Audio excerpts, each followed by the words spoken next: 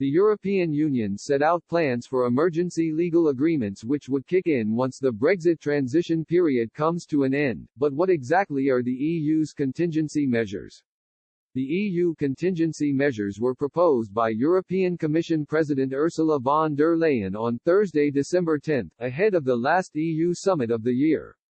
The EU put forward these measures to reduce the impact on some sectors in the event of no trade agreement being secured by the end of the year. Express.co.uk has compiled a guide to explain what these measures involve. Prime Minister Boris Johnson and Mrs von der Leyen met in Brussels this week in an effort to secure a Brexit deal. The two leaders walked away from discussions without a deal in place. The European Commission President said the two sides were still far apart, while Downing Street said, very large gaps remain.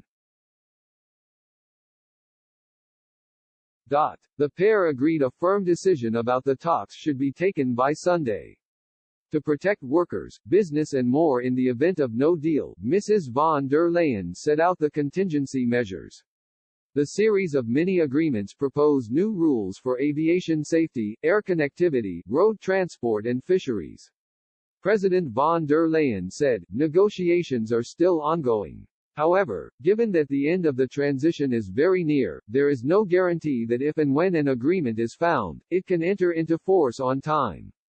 Our responsibility is to be prepared for all eventualities, including not having a deal in place with the UK on January 1, 2021. That is why we are coming forward with these measures today. Without an interim agreement, all UK air carriers would lose their licenses to operate flights into Europe.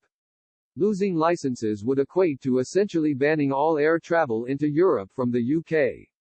The proposed measures for air connectivity include a proposal for a regulation to ensure the provision of certain air services between the UK and the EU for 6 months, provided the UK ensures the same.